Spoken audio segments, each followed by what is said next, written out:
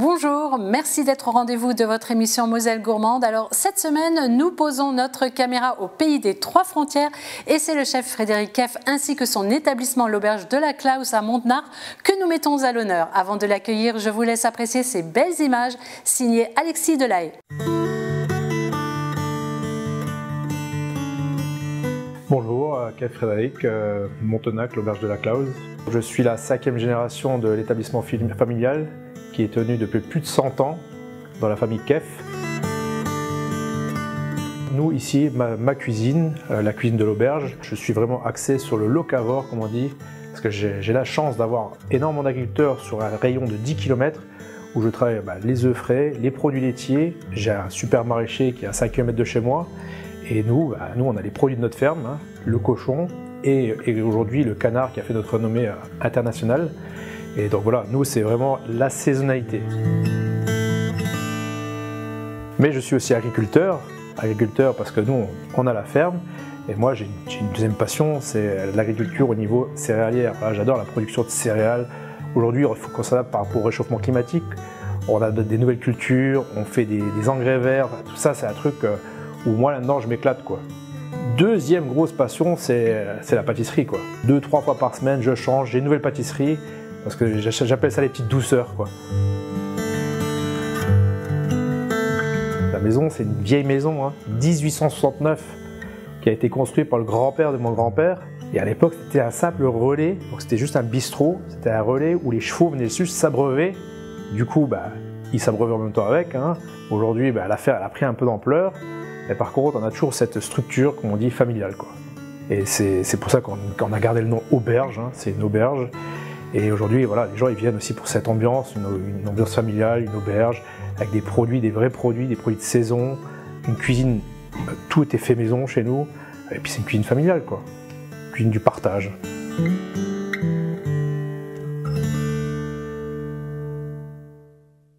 J'ai l'immense plaisir d'accueillir aujourd'hui Frédéric Keff. Bonjour Frédéric. Bonjour René-Anne. Je suis vraiment ravie de vous recevoir. Merci, le plaisir partagé. Alors Frédéric, vous allez nous réaliser une recette festive. Alors on sait qu'en ce moment les budgets sont un peu serrés, ça peut être compliqué. Et vous allez nous proposer une recette avec un produit noble. Alors on va quand même laisser au placard le homard, le caviar. Le foie gras, et le foie gras aussi, évidemment, malheureusement, parce qu'on sait que vous faites du foie gras, mais malheureusement... C'est compliqué cette année. Cette année, il y a eu la grippe aviaire, voilà. Donc c'est un peu plus compliqué d'en avoir. Et vous avez décidé de nous faire une recette autour de la noix de Saint-Jacques. Qu'allez-vous nous réaliser? Alors justement, comme on parlait avec les petits budgets, hein, donc, on met à l'honneur la Saint-Jacques parce que c'est quand même un produit de fête. Oui. Mais en même temps, on peut associer, on peut dire avec comme des grands produits. Mais moi, j'ai décidé aujourd'hui, comme on est en période compliquée, avec des produits de saison, mais très peu chers, quoi. J'ai un morceau de lard de nos cochons, une endive de notre maraîcher, et avec 3 francs 6 sous, on peut faire un super plat, quoi. Et c'est ce que vous allez, vous allez tenter de nous faire pendant cette émission. Alors Frédéric, avant de commencer la recette, je vais énumérer les ingrédients dont nous avons besoin donc, pour faire cette recette autour de la noix de Saint-Jacques. Alors vous allez nous faire aussi un jus de cochon voilà, réduit, avec des tuiles de lard, on verra ça tout à l'heure. Alors là, ce sont des proportions pour 2 personnes. Il vous faut 2 endives, 6 pièces de noix de Saint-Jacques, 2 tranches de lard fumé, 250 g de parure de cochon, une carotte, une échalote, un demi-oignon, une gousse d'ail, 200 g de beurre, une branche de thym, une branche de romarin, du sel, du poivre et du sucre. Exactement, voilà. C'est parfait. Hein. Donc, là, le plus long, ce qu'on va faire, on va démarrer le jus de cochon. Alors allons-y, voilà. Jus de cochon. Donc on a préchauffé un petit peu notre sautoir. Là. On va juste augmenter un petit peu la vitesse. Clip, vous êtes locavore, donc c'est ça. Cochons, ce sont les beaux cochons qu'on a vus dans le clip aussi. Exactement, c'est les cochons de chez nous. Hein. Mon grand-père il a toujours élevé les cochons, mon père il a repris le relais, et puis maintenant on a un petit peu agrandi l'exploitation. À savoir qu'on a aussi le parcours plein air. Nous on fait du cochon plein air. C'est vrai, c'est important de le souligner. Voilà, c'est ça. Donc alors là, ce sont des parures. Un petit filet d'huile normale, pardon. L'huile de tournesol. Voilà, c'est ça. Donc on prend des parures, hein. On ne prend pas un produit noble, hein. Un petit morceau de poitrine. Donc en fait, les parures, c'est ce qui reste du coup vous demandez à votre boucher des petites chutes de viande. C'est des chutes de viande. Pour faire des jus, quoi. Ou alors si on a un morceau de collet, on prend le bout du collet ou une fin de dos. Enfin, mais c'est toujours bien associé avec un petit peu d'os. de la viande et de l'os. Voilà. D'accord. Donc là, il y a des voilà, il y a un petit peu de tout. Ouais, c'est bien gras en plus. Hein. Voilà. Est-ce qu'il faut mettre à feu vif tout de suite? Alors, on démarre justement un sautoir bien chaud. Je vais vous l'augmenter un peu, voilà. Vous voulez? C'est le but, c'est de juste bien marqué pour quand, comme on dit, toujours il faut caraméliser la viande. D'accord. Donc là, on va faire caraméliser. Parce que le jus, faire un jus, ça nécessite quand même un petit peu de temps parce qu'il faut réduire et tout ça. C'est ça. Très bien. Donc là, on va tout simplement oublier un tout petit peu cette casserole. Exactement. On va le faire colorer. J'imagine parce que c'est déjà salé un petit peu. Ou... Là, on va juste bien le faire revenir. Donc juste l'huile de tournesol et les parures. Et là, on a le gras du cochon qui commence à fondre. C'est ce qu'on veut. Hein. Ça sent déjà bon. Voilà. Ça commence seulement et ça sent déjà très Donc bon. là, justement, le temps que ça colore, on va pouvoir démarrer notre compoté d'endives. Hein. D'accord. Alors là, vous avez amené des endives. Alors, il faut quand même qu'on les montre à l'antenne parce que franchement, c'est magnifique. Alors, elles ont une couleur bien particulière, mais c'est pas pour rien parce que c'est du local. Ah oui, complètement. Celles-là, elles sont à 5 km de chez nous. Elles viennent d'où? Königsmacker, notre fameux maraîcher Romain Vatry. Bon, on le salue au passage. Il est assez connu dans le secteur. Hein. Et puis, on a la chance, justement, il nous livre tous les jours. En ce moment, on a les endives, potirons, butternut, les poireaux. Il nous fait de la mâche. Enfin, c'est quelqu'un qui est aussi, la saison à fond les manettes. En tout cas, elles sont belles. Puis, franchement, c'est magnifique. Tu vois, c'est pas un beau produit. Puis c'est pas un produit qui est calibré. Enfin, on voit que c'est vraiment. C'est un produit brut, quoi. Ça se voit. Je dis, elles sont pas passées par des chaînes de. Tout à fait, parce qu'on voit déjà, c'est la couleur, moi, qui m'a un petit peu interpellée, parce que l'endive, quand on l'achète en supermarché, elle est blanche. Ah, c'est ça. Hein. Alors celle-ci, elle est bien colorée. Voilà, c'est aussi un gage de qualité. Et puis surtout, ce qu'on peut aussi dire, c'est qu'elle est cueillie le matin. Et on va dire à 10h, elle est chez nous, quoi. Hein. Oui, c'est ça. 10h du matin, elle est chez nous. Et l'avantage de ça, c'est qu'elle n'a pas le temps de vieillir. Et il n'y a pas d'amertume, quasiment pas d'amertume. Parce que souvent, les gens, ce qu'ils n'aiment pas dans l'endive, c'est le côté amer. Tout à fait. Donc c'est vraiment du jardin à l'assiette. Ah oui. Là, tu vois, on voit que ça colore bien, là. Oui. Donc là, on laisse encore un petit peu. Oui, on va laisser un peu. Est-ce que vous voulez que je vous... On va baisser un petit peu, là, c'est un peu fort. La température. Voilà. D'accord. Là, on va baisser aussi le sautoir, là. Sur combien? Sur 5, 4, je sais pas. Voilà, on va mettre... 5, ça va? Oui, c'est bon. Donc là, on va mettre quoi, au maximum? Non, justement, il faut baisser un petit peu. Un peu moins, d'accord. Voilà. Donc nous allons faire cette fameuse... Donc, très simple. Une compotée d'endives, hein, c'est ça que vous voulez faire? Alors qu'est-ce qu'on fait déjà? Une endive, on la lave pas. On va juste couper le bout. Alors on regarde, hein, on va enlever les premières feuilles. Peut-être s'il y a des feuilles qui sont pas très jolies, pas très propres, parce que des fois on se retrouve aussi avec... Voilà. Donc qu'est-ce qu'on fait? Hop, on va juste simplement la couper en deux. Oui. On la voit. Puis tu vois, regarde, il n'y a quasiment pas de... La côte dure là, quoi. Tout à fait. Et là, on les masse grossièrement. Alors là, n'importe qui peut le faire. Il n'y a pas besoin de faire de la dentelle. Hein. Mais c'est original comme recette, parce qu'on connaît tous l'endive au jambon, qui est quand même un plat classique. Hein. Mais là, le fait de l'accompagner, en fait, c'est une recette terre-mer. C'est exactement ça. Le mélange avec la noix de Saint-Jacques, le jus de cochon, c'est vraiment original. Un produit de saison, surtout. Et de saison. Voilà. Parce que vous mettez quand même un point d'honneur aussi à l'auberge de la Klaus de complètement. Travailler les produits de saison et de les respecter. Déjà, quand on travaille les produits de saison, en général, les tarifs, c'est correct. Parce que quand tu achètes hors saison, c'est horriblement cher. Oui. Et puis, hors saison, c'est pas bon. C'est vrai. On revient quand même de plus en plus à cette façon de consommer les produits. Hein. Voilà, c'est un peu chaud là. Ah. Là, on a discuté, on n'a pas fait attention. On est en train de faire... On va faire brûler la cuisine. On va laisser refroidir un petit peu là. On va attendre un tout petit peu. Et là, comme c'est bien coloré, on va... Donc là, j'avais préparé une petite garniture aromatique. Oui. Hein. Donc, comme on a dit, un demi-oignon, une échalote, une carotte, un peu d'ail. C'est toujours le même principe, la garniture aromatique, c'est à peu près les mêmes ingrédients, toujours. Hein. C'est ça. Que ce soit pour un jus de cochon, un jus de veau, un jus d'agneau, ça va apporter vraiment du goût. Hein, on voit c'est bien caramélisé là. Oui. Alors, ce qui est très important, comme on dit toujours, c'est ça là, c'est le fond là. Ah, les sucres. Le fond là, les sucres comme on a dit. Mais ça, il ne faut pas que ça brûle. Il faut ce côté caramel. Et là, il y a tout le goût de la sauce qui va se retrouver là-dedans. Alors là, ce qu'on pourrait faire, on pourrait le dégraisser, tu vois.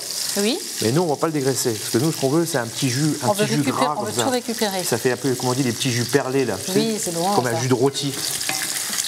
Voilà. Donc là, on va s'attaquer Donc Frédéric, j'ai un tout petit peu baissé la température de la plaque aussi, hein, vu que la poêle elle était un petit peu peut-être un peu chaude. Donc là, une noix de beurre tout simplement. Voilà, c'est ça. Et là, on va mettre nos endives. Voilà. Donc là, simplement, tout simple, là, à feu doux. On va prendre une petite spatule en bois là. Et qu'est-ce qu'on va faire? On va les faire, comme on dit, suer. D'accord. Et alors, juste, on va saler légèrement. Pourquoi? C'est pour faire, ça va accélérer pour faire sortir l'eau de végétation. Ah. Parce que nous, ce qu'on veut, c'est, on va dire, c'est qu'on veut, on va dire pas la déshydrater, mais on va tout faire réduire. On va faire sortir cette eau. C'est ça. Grâce au sel alors. Voilà. C'est le sel qui fait ça. Ah bah ça va accélérer, comme on dit, ça tire les jus. Hein. D'accord. Ça fait sortir l'eau. Voilà, donc là, tranquille, à feu doux. Tranquillou. Voilà, là on est bien. Ben maintenant, hop, on va préparer la garniture aromatique. Okay. Donc là, c'est pareil. Hein. On a fait une recette pour que tout le monde puisse accéder à cette recette. Donc là, je ne demande pas à tâche de précision. Hein. Hop, on y va. Grossièrement. Ça, c'est une recette qui me convient parfaitement. Hein. Ça ne sert à rien de faire trop fin, justement, parce que si on fait trop fin, on risque encore de les brûler, les oignons. Oui, donc vous avez vu, hein, en fait, là, les endives, vous les coupez aussi très très grossièrement. Une petite noix de beurre et le sel, donc pour faire ressortir cette eau de végétation. Hein. Les parures, bah, là c'est pareil, hein, juste de l'huile de tournesol. Les parures de cochon. Une gousse d'ail, on fait juste ça. Et on attend, voilà. Tac. Ah oui. Voilà. Okay. Donc là, on a notre garniture. Garniture aromatique. Pareil. Hop. On met tout ça dans la casserole et on laisse mijoter. Et là, c'est un peu les plats de nos grands-mères. Hein. Ah bah complètement. En même temps, à l'auberge, bah, c'est vrai. Moi j'ai été élevé par mes grands-parents. C'est vrai. Vous avez vu comment ils cuisinaient. Oh là là. Et puis c'est, comme on dit toujours, j'ai dit c'est des plats. Vous avez piqué les recettes de votre grand-mère? Il y en a surtout la volaille. C'est vrai? Ouais, c'était la championne des volailles. Ah ouais, d'accord. Ouais. Tout ce qui est à base de volaille, alors elle était... Oh là là. Et puis elle cuisinait, enfin son arôme favori, surtout avec les viandes, elle ne pouvait pas cuisiner sans l'échalote. Elle mettait des échalotes partout. Ah oui, oui, oui. Elle, c'était une fan d'échalotes. Ah, c'est bon l'échalote, hein, ça donne du goût, moi j'adore aussi. Hein. L'ail, l'échalote, l'oignon. Qu'est-ce qu'on fait? On va rajouter le thym. Oui. Voilà, une belle branche de thym. Bon, là on va faire une demi-feuille, demi-feuille de laurier. Puis le laurier, c'est assez puissant. Voilà. Hein. Moi, ce que j'aime bien, par contre, dans le cochon, tout ce qui est viande blanche, le veau, c'est le romarin. Alors, nous, on a la chance, moi, j'ai un jardin aromatique, donc ça, c'est tout de chez moi. Ça révèle vraiment... Et le romarin avec les viandes blanches, cochon, veau, ça, c'est top, ça. Voilà. Donc là, on a tout. Hein. Et là, qu'est-ce qu'on fait maintenant? On a fait une belle coloration. Tu vois, là, ça sue. Hop, on voit, ça décolle naturellement. Tu vois, il y a les sucres qui se décollent naturellement. Oui. Et là, on ne déglace pas au vin. Nous, ce qu'on veut, c'est un jus. Donc, c'est comme on dit, les jus de rôti. Donc, nous, on va juste mouiller à l'eau.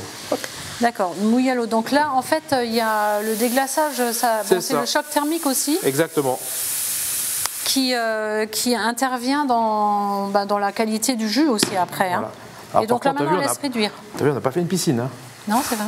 On mouille juste, comme on dit, à hauteur. À hauteur. Voilà. Okay. Et nous, qu'est-ce qu'on cherche? On va chercher à concentrer donc, tous ces arômes-là. Okay.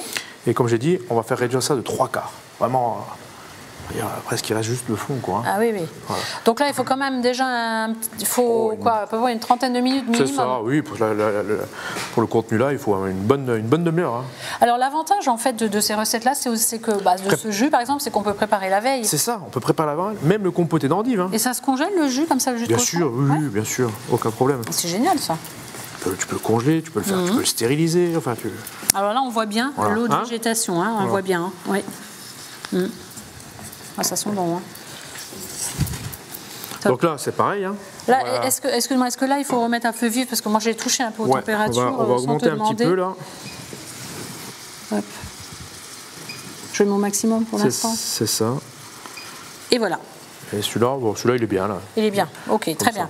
Alors maintenant, on va laisser encore se réduire tout ça. On va passer à la noix de Saint-Jacques. Exactement. Alors là, c'est pareil, tu as ramené une magnifique bourriche de noix de Saint-Jacques, vraiment. Voilà. Alors celle-ci, c'est des noix de Saint-Jacques françaises. Voilà, c'est des Normandes. Les Normandes, donc les meilleures. Voilà. Bon, écoute, ouais. Hein, mais c'est vraiment, là on est en plein dans la saison, quoi. Mais oui, voilà. On est en plein dans la saison. En plus, cette année, c'est une année record. Enfin, ils en parlent partout, hein. Record de récolte. Enfin, puis la qualité, elle est top, quoi. Oui. Et puis là, on est pour les fêtes, c'est vraiment un des produits phares. Hein, c'est vrai. Bah, oui, et qui est quand même abordable. C'est ça. Surtout quand tu l'achètes en coquille, quoi.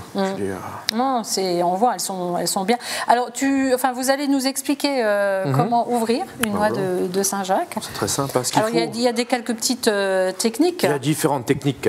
Alors, la plus simple, alors. La plus simple, comme on dit, c'est avec la pointe d'un couteau. Hein. Oui. Hop, on écarte un tout petit peu, hein, oui. Comme ça. Et après, qu'est-ce qu'on va faire? On va aller chercher, on va longer la paroi du haut. D'accord. Il faut sectionner. Il faut y aller quand même délicatement. Hein. Oui, mais il y a aussi une autre technique, enfin, s'il y en a qui ont un petit peu peur, une spatule à pâtisserie. Ah bon? Oui, c'est le même principe. Et puis tu peux le faire dans les deux sens. Comme ça, tu as moins de risque de sectionner. D'accord, oui. Voilà. Mais après, pour les personnes qui ont l'habitude. Hein. Ah oui, avec une spatule, ok.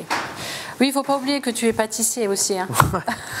Tu utilises les spatules comme ustensile. Ouais, nous, c'est un peu les spatules, c'est comme un maçon avec sa truelle. Voilà, on sait tout faire avec ça. Voilà. Donc là, la noix de Saint-Jacques est ouverte. Donc on voit. Alors en fait, il faut racler, c'est ça, après avec la cuillère. Comment ça se passe? Il y a différentes techniques. Il y en a qui le prennent avec les mains, il y en a qui le prennent avec la cuillère. Hop, on décolle tout, les barbes. Voilà. Bon, là, il n'y a pas de corail. Voilà, c'est tout simple, oui, ça sort comme ça.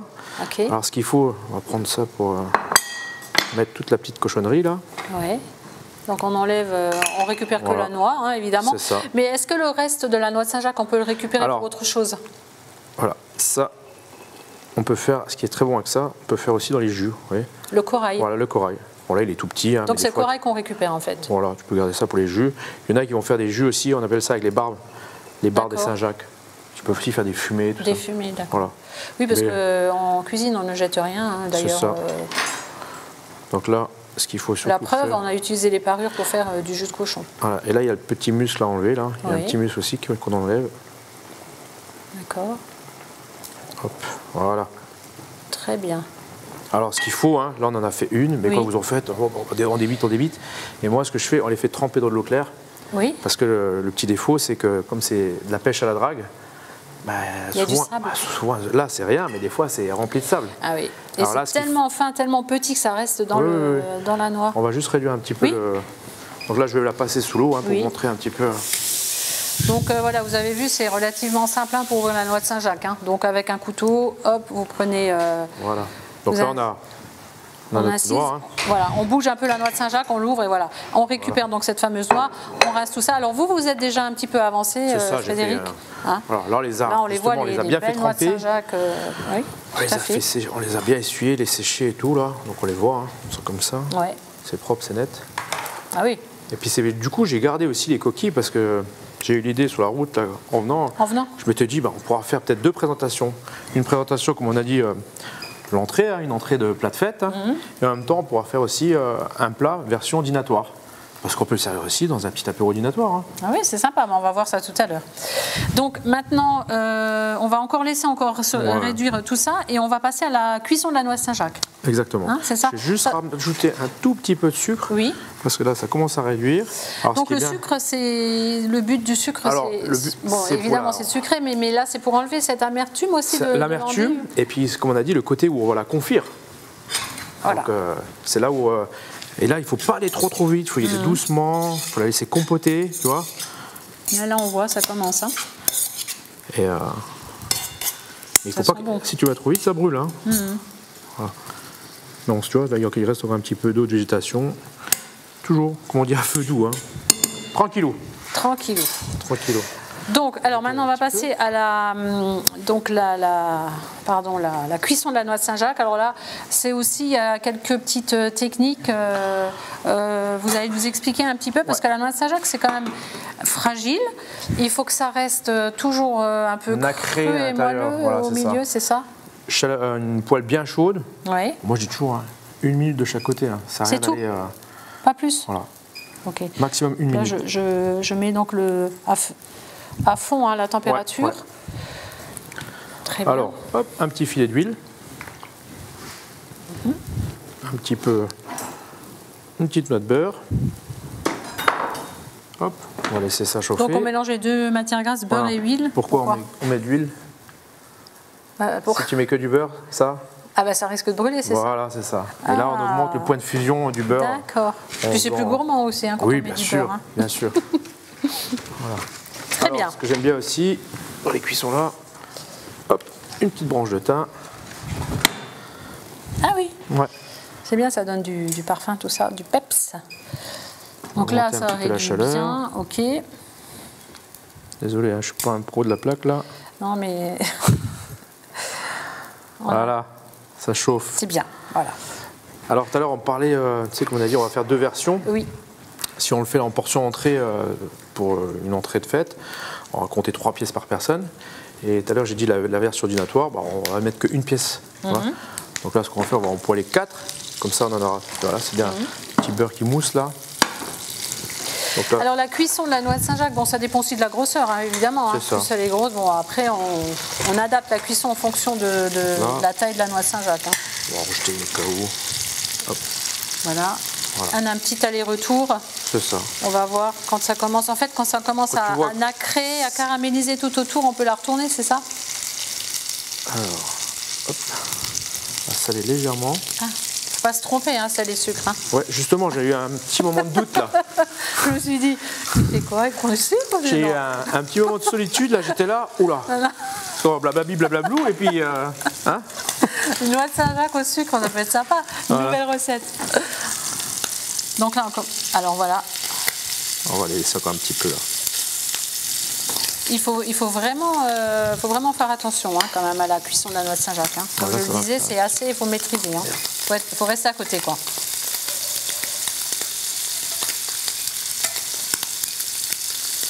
Ça va avec la plaque électrique? Ah, voilà, une belle couleur. Ouais. Hop, un aller-retour. Parfait. Et là, ce qu'on fait, tu vois, on met légèrement biais comme ça. Alors, je sais pas si donc on les imbibe avec... Non, on les nourrit, comme on dit. On les nourrit au beurre. D'accord. Ce qui va permettre de garder ce côté aussi un peu tendre et moelleux. C'est ça, il faut les nourrir. Même dans les viandes, au sautoir, les poissons, quand on dit un poisson cuit meunière, tout ça, tu sais, on les arrose au beurre, on les nourrit là. Ah, nickel. Donc là, elles sont cuites quoi déjà. Voilà, c'est ça. Moi, comme j'ai dit, hein, c'est 1 minute de chaque côté. Ah, oui. Donc là, Frédéric, on a terminé la recette. La recette est quasiment... il nous reste encore juste à terminer les cuissons et notamment la cuisson du jus, hein, parce qu'il faut que ça réduise au maximum, comme vous le disiez avant. Alors, on va se quitter un petit instant. On va retrouver notre caviste Patrick Bertrand de l'établissement Vin sur Vin. Il va nous conseiller un vin. Et on se retrouve tout de suite après pour la dégustation. Pas de souci. À tout à l'heure.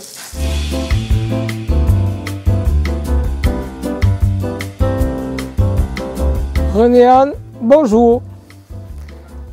Nous voici de retour. Et là, je vais vous parler d'un blanc de la Loire, un Chenonceau.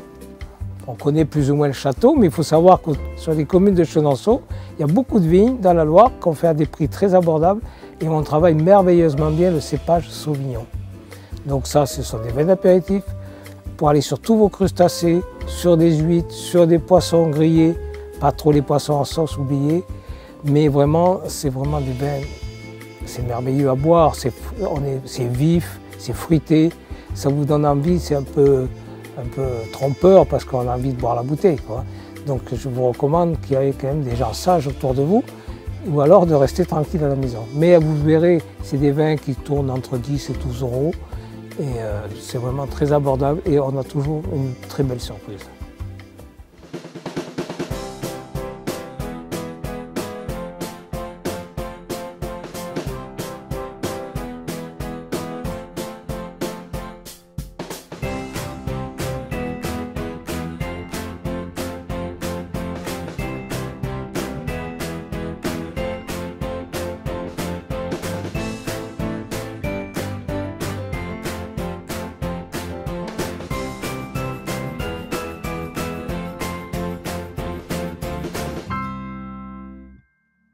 Et bien voilà Frédéric, nous arrivons au meilleur moment de l'émission, la dégustation. Faites-nous un rappel de ce que vous nous avez réalisé. Alors ben voilà, on a la noix de Saint-Jacques avec le confit d'endive, la petite tuile de lard croustillante, et puis notre fameux jus de cochon là qu'on a mis un petit peu de temps à réaliser quand même. Hein. Oui, alors on voit, hein, donc c'est ce que vous cherchiez à avoir, c'est cette réduction. Voilà. Cette réduction. C'est pour ça que j'ai dit qu'il faut vraiment faire réduire aux 3/4 un petit jus, puis on n'a pas dégraissé, comme ça tu vois, ça fait un petit jus perlé, un jus gras. Quoi. Ouais. Comme je dis toujours, les jus de rôti, les jus de grand-mère. Bah, c'est ce qui donne le goût voilà. à tout ce plat, hein, donc ce plat terre-mer. Et alors vous avez fait donc une deuxième version. Voilà, c'est comme on en a parlé en début d'émission. J'ai dit, tu vois, on l'a fait 3 pièces en version entrée plate fête et en même temps la version dînatoire. Ça fait un petit apéro dînatoire. C'est très sympa. En même temps, voilà, c'est le plat de fête quoi. Et donc là on a récupéré la coquille. Exactement pareil, on a gardé la coquille, on a bien nettoyé et puis on a mis notre petit confit d'endive et puis le petit jus de cochon. Alors on s'est permis de rajouter une petite tuile de. Alors moi j'aime bien le pain au levain, donc on a fait une petite tuile de pain grillé au levain pour donner un petit côté biscotte comme ça, tu sais. Ça donne le côté croustillant voilà, à cette recette. C'est ça. Très bien. Alors 3 produits. Exactement, 3 produits. Tout simple. Un produit de fête, voilà. 3 produits tout simples. Voilà. Et un plat festif avec un produit noble, mais on dira une recette donc un peu plus accessible pour Noël, pour les fêtes. Tout à fait. Alors Frédéric, l'émission s'achève. On va parler un petit peu justement de votre actualité à Noël parce que on peut, vous êtes pâtissier, hein, je le rappelle encore une fois, et vous faites des bûches à l'Auberge de la Creuse qu'on peut commander chez vous. Exactement, sur les bûches elles sont en ligne, elles sont sur les pages des réseaux sociaux. Il y a plusieurs parfums, qu'est-ce que vous proposez? Oui, alors en ce moment, nous, on a fait 4 versions de bûches. Alors une bûche glacée, parce que les gens ils aiment quand même bien les bûches glacées. Version vacherin, vanille framboise. La bûche, moi mon coup de cœur, c'est la pistache griotte. Ah, pistache griotte. Et puis on a une bûche fruit de la passion, chocolat blanc. Et une bûche pour les amateurs de chocolat, 3 chocolats. Je crois que je vais commander à 3 chocolats. Et on peut aussi commander chez vous le repas. Oui, on a le menu de Noël. Quoi. Le menu de Noël. Voilà, c'est le menu de Noël qu'on avait mis en place à l'époque pendant le Covid.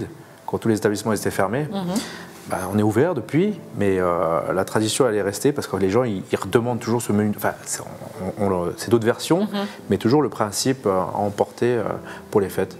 C'est quoi je sais, il y a des grandes tablées, ou alors il y a des personnes qui commencent à avoir un certain âge, ils aiment bien inviter toute la famille. En même temps, ils n'ont pas envie d'être esclaves de la cuisine.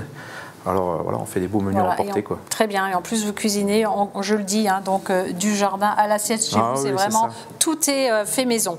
Merci beaucoup, on a passé un très bon moment avec vous Frédéric, j'espère peut-être vous revoir une autre fois, pourquoi pas pour une autre recette. Merci. Merci beaucoup. Si vous avez envie de revoir cette émission, éventuellement refaire la recette de Frédéric Keff, eh bien vous allez tout simplement sur notre site. Je vous souhaite une très belle semaine et on se retrouve vendredi prochain avec un nouveau chef et sa recette. Bonne semaine.